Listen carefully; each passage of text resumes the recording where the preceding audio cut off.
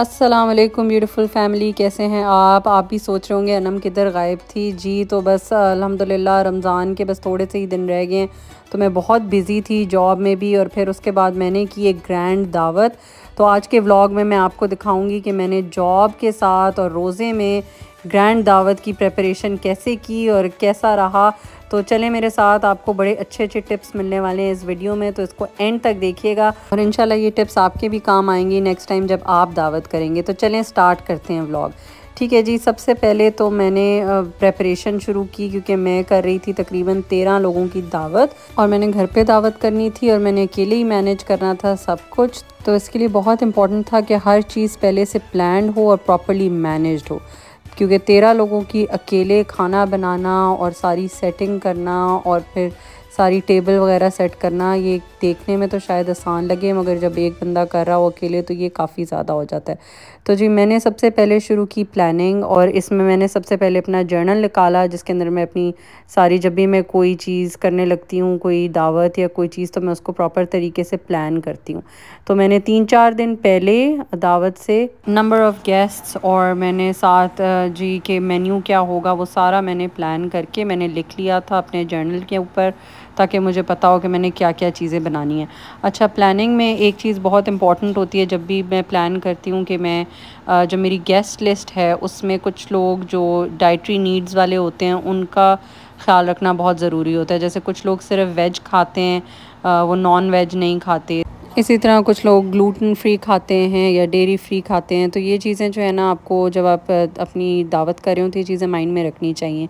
तो अच्छा, मैंने इस अपनी ग्रैंड दावत के लिए मैंने ये चीज़ माइंड में रखी थी, तो मैंने वेज ऑप्शंस भी रखी और नॉन वेज ऑप्शंस भी रखी। तो चले मैं आपको दिखाती हूँ कि फ़ुल मेन्यू क्या था। अच्छा जी, एपेटाइज़र में मैंने बीफ समोसा था, चिकन रोल, चिकन विंग्स, और फिर वो मैंने आपको चिकन पेस्ट्रीज़ की रेसिपी बताई थी, टस्कन चिकन पेस्ट्रीज़ वो थी जो कि बहुत हिट हुई, सबको बहुत पसंद आई। फिर मैंने वेज ऑप्शंस में पोटैटो समोसाज रखे थे और लेटस टूना बोट्स मैंने बनाई थी जो कि बहुत मज़े की बनती हैं। उसकी रेसिपी मैं इंशाल्लाह आपसे जल्द शेयर करूँगी। फिर मैंने मिनी पिज़्ज़ाज़ बनाए। मिनी पिज़्ज़ा मैंने बच्चों को माइंड में रख के बनाए थे क्योंकि बच्चे भी थे और बच्चे बड़ा एंजॉय करते हैं पिज़्ज़ाज़। तो मैंने जो है वो चीज़ वाले, प्लेन चीज़ वाले भी बनाए और साथ मैंने पेपरोनी वाले भी बनाए।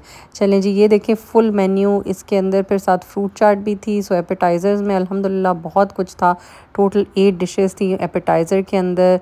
Beef samosa, chicken roll, chicken wings, Tuscan chicken pastries, potato samosas, lettuce tuna wraps, mini pizzas और फ्रूट चाट। फिर मेन डिशेस में मैंने बनाया ये बहुत ही यूनिक और ज़बरदस्त कोफ्ता पुलाव। ये मेरी अम्मी की रेसिपी थी और ये इतना सबको पसंद आया कि सब ने मेरे से इसकी रेसिपी मांगी। और चिकन कोरमा बनाया मैंने इसके अलावा। फिर मैंने हलीम बनाई, प्रॉन मसाला बनाया, अगेन ये उन लोगों के लिए जो गोश्त नहीं खाते। और मैंने आलू पालक जो वेज ऑप्शन थी, और साथ नान थे।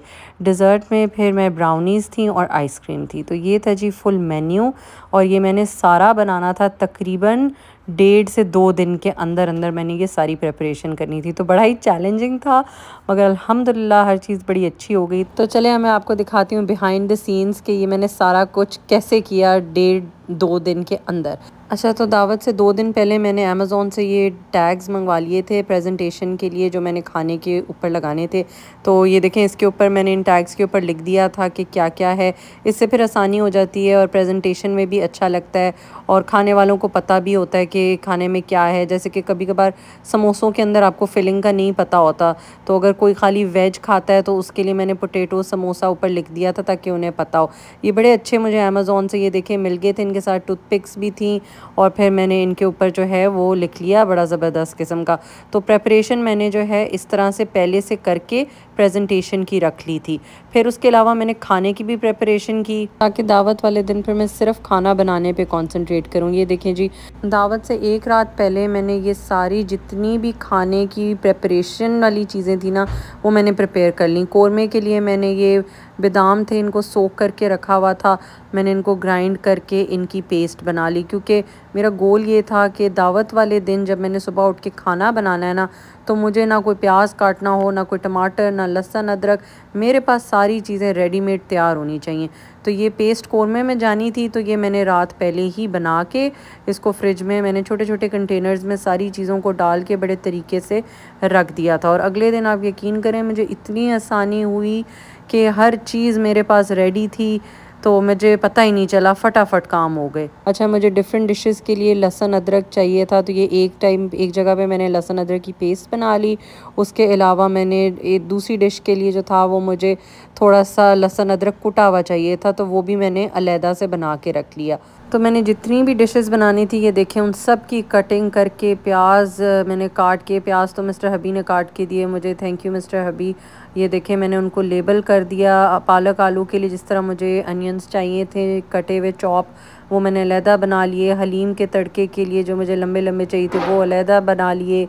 पालक आलू के लिए मुझे आलू चाहिए थे, वो भी मैंने ऐसे काट के क्यूब्स के अंदर, ये देखें पानी के अंदर इनको मैंने डाल के रख दिया था ताकि इनका रंग ख़राब ना हो। तो आप जब भी पोटैटोज़ काट के रखें उनको हमेशा पानी के अंदर इस तरह सोक करके रखें, तो उनका रंग ख़राब नहीं होगा। उसके अलावा मैंने जो मीट था उसको मैंने डीप फ्रीज़र से निकाल के उसको मैंने फ्रिज में रख दिया था ओवरनाइट, ताकि वो डीफ्रॉस्ट हो जाए। क्योंकि अक्सर औक़ात मैंने देखा है कि दिन में फिर डीफ्रॉस्ट होने में काफ़ी टाइम लगता है। ठीक है जी। उसके अलावा मैंने कुछ चीज़ों की हाफ़ डन कुकिंग रात में ही कर ली थी। इससे बहुत ज़्यादा फ़ायदा होता है। अगर आपने चिकन लेट से हाफ़ डन कर लिया है, मैंने कौरमे के लिए चिकन जो था वो हाफ़ डन कर लिया था। बेसिकली मैंने उसको लहसुन अदरक के साथ और मसालों के साथ जो है मैंने उसको भून के तो फिर मैंने उसको फ्रिज में रख दिया था। तो फिर नेक्स्ट मॉर्निंग जब मैं उठी, जब जिस दिन दावत थी उस दिन फिर मैंने उसका जो बाकी का मसाला और सारा कुछ था वो मैंने फ़्रेश प्रिपेयर किया। आप अगर डिफरेंट रेस्टोरेंट्स में भी जाएं तो उसमें भी यही होता है कि कुछ चीज़ें हाफ़ डन ऑलरेडी हो के रखी हुई होती हैं, और जैसे ही आपका ऑर्डर आता है तो वो फिर आपको उसके अंदर बाकी के मसाले और सारी चीज़ें बना के तो वो देते हैं। तो मैंने यही टेक्निक यूज़ की, उससे मेरा टाइम बहुत ज़्यादा बच गया। और अगर आपके यहाँ दावत है तो मेरा ख़्याल है ये टेक्निक आपके भी बहुत काम आएगी। ठीक है जी। ऐसे ही मैंने फिर हलीम के साथ भी किया। हलीम को भी मैंने हाफ़ टन करके जो है वो मैंने रख दिया था इस स्टेज पे कि दालें, और मैंने बीफ गला लिया था। और फिर सुबह उठ के जो था वो मैंने उसकी बाकी की कुकिंग शुरू की। इसमें मैंने फिर उसको पकाया पूरा दिन। आपको पता है हलीम तो पूरा दिन ही पकती रहती है। फिर उसके बाद उसका फ़्रेश तड़का लगाया, पूरा दिन वो पकती रही। और अल्हम्दुलिल्लाह जब टाइम था दावत का उससे पहले ही फिर मैंने चूल्हा बंद किया, तो वो बड़ी गरम थी उस टाइम।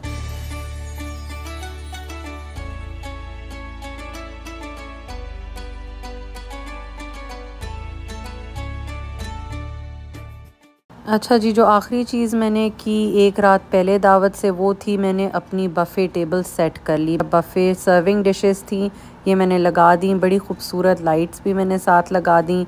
इसको मैंने सेट करके रख दिया ताकि सुबह के टाइम फिर मुझे इसकी झंझट ना हो कि जी अब ये आपने टेबल सेट करनी है। उसके अलावा मैंने जो डाइनिंग टेबल है जहाँ पे लोगों ने बैठ के खाना था, उसमें भी मैंने प्लेस होल्डर्स बना लिए, यानी कि मुझे पता था कि कौन सी डिश और कौन सा आइटम किस जगह पे जाएगा। ये देखें इस तरीके से मैंने टैग्स और डिशेस जो थी वो मैंने रख दी थी, और रात को मैंने ऐसे इनको उल्टा करके ना रख दिया था ताकि सुबह जब मैं खाना बनाऊंगी और जब मैं चीज़ें फ्राई करके और बेक करके जब मेरी पेस्ट्रीज़ वगैरह आ रही होंगी, यहीं से मैंने बर्तन उठाया, मुझे पता है कि कहाँ से मैंने उठाना है, और वहीं पे मैंने फिर ला के उसको वापस रख दिया। तो इससे बड़ी मेरी हेल्प हो गई। ये देखें मेरा बफ़े टेबल रात के टाइम सब बिल्कुल सेट था।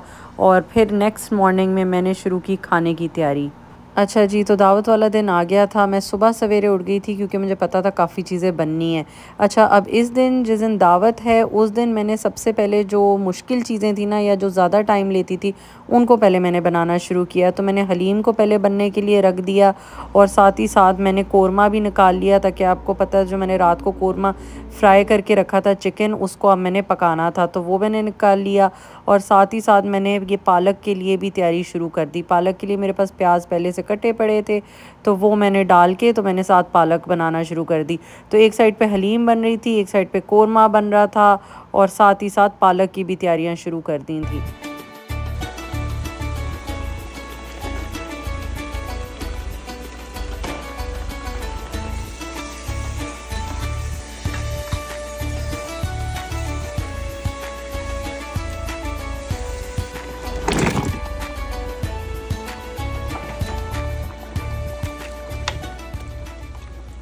उसके बाद मैंने प्रॉन मसाला बनाना शुरू किया। ये देखें, मैंने जल्दी से दही के अंदर मसाले डाल दिए, फ़्रेश दही और साथ मसाले डाले, फिर मैंने प्रॉन्स फ़ौरन से बना लिए।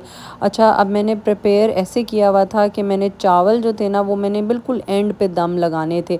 रोज़ा हमारा खुलना था तकरीबन 8 बजे के करीब, तो मैंने मेक श्योर किया था कि 6 बजे जो है ना मैं अपने चावलों को दम लगा लूँ। तो मैंने उसका जो पहले कोफ्तों का मसाला था वो मैंने दोपहर में बना लिया और फिर तकरीबन 6 बजे मैंने उसको दम पे लगा दिया चावलों को। तो जब बाय द टाइम हमारी इफ्तारी खुली तो चावल तो वैसे ही गरम गरम थे। तो इस तरह से मैंने सारा खाना प्रिपेयर किया। उसके अलावा जब मेरा खाना अल्हम्दुलिल्लाह प्रिपेयर हो गया तो फिर मैंने बाकी की टेबल सेट कर दी है। देखिए, मैंने प्लेट्स और जो साथ केचप वगैरह वो सारी चीज़ें जो थी ना, जो फिनिशिंग टचेस थी, ग्लास वगैरह, मैंने सारे सुबह में उठ के सारा सेट कर दिया। इस तरह से मैंने लगा दिया।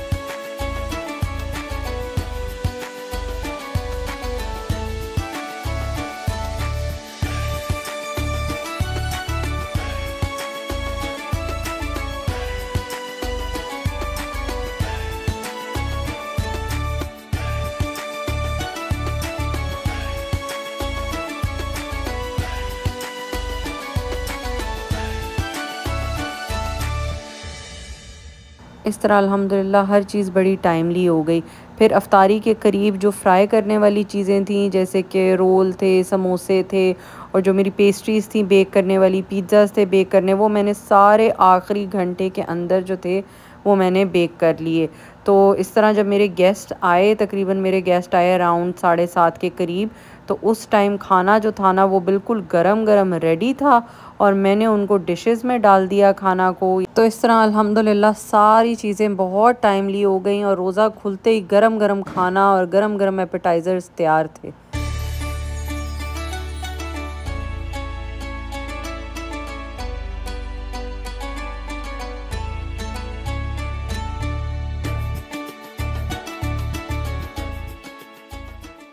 तो ब्यूटीफुल पीपल, इस तरह मैंने की दावत अकेले मिस्टर हबी की हेल्प के साथ, मगर अकेले सब कुछ बनाना बड़ा मुश्किल था रोज़े में, पर अल्लाह पाक ने हिम्मत दी और अल्हम्दुलिल्लाह हर चीज़ बहुत अच्छी रही। तो आई होप आपको आज का व्लॉग अच्छा लगा होगा और आपको भी कोई टिप्स मिली होंगी। आगे ईद आ रही है, अगर आपने दावत करनी है तो ये टिप्स ज़रूर इस्तेमाल करके देखिएगा और इंशाल्लाह आपको भी हेल्प मिलेगी।